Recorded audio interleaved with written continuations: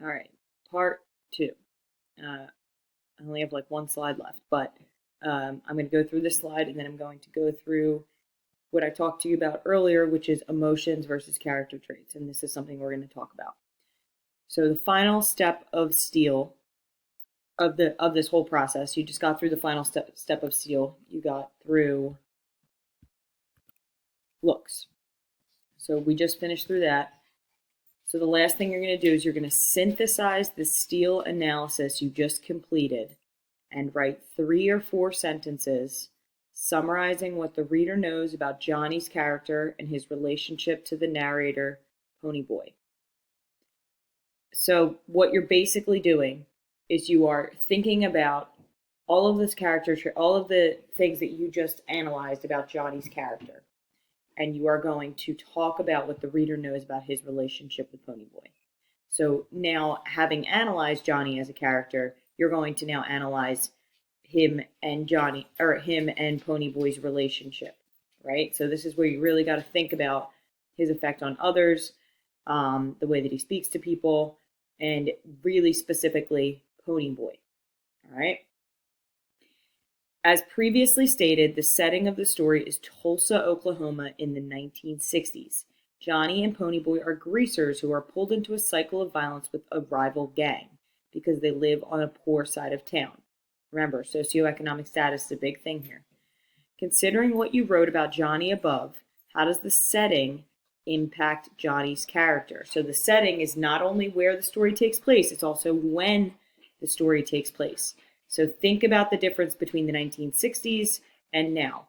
What happens in the 1960s that might have affected Johnny as a character, that might have affected the story in general? You want to specifically talk about Johnny and the setting and how it affects his character. It also kind of already gives you a little bit of a hint in what I just read. So Johnny and Ponyboy are greasers who are pulled into a cycle of violence because they live on the poor side of town.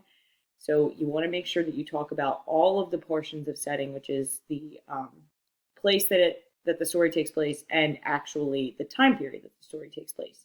Because a story that is written in 1975 is way different than a story that is written when the dinosaurs were alive, right? So that is a very specific part of setting that you want to make sure you pay attention to.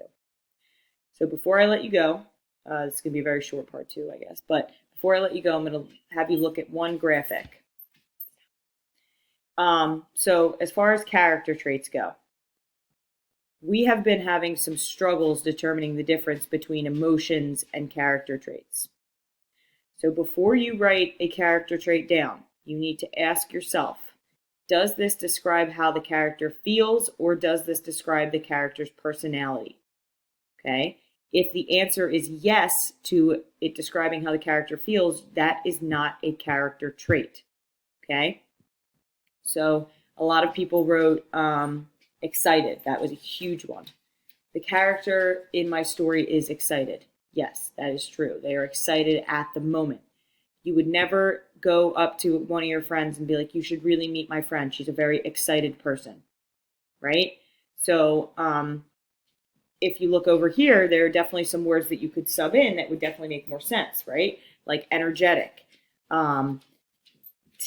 outgoing, right? A lot of those things like enthusiastic would be considered character traits because that would explain their personality rather than an emotion that they're feeling at that time, right?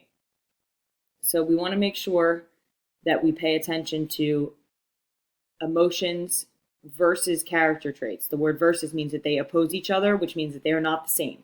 So an emotion is not the same as a character trait. So you cannot tell me that a character is a very embarrassed person, right? You need to make sure that you are very clear on the character traits that you are picking for these characters. So I think that's all for today. I'm pretty sure. If you have any questions, please make sure to use that live questions document, and also make sure that you do attendance because it is mandatory.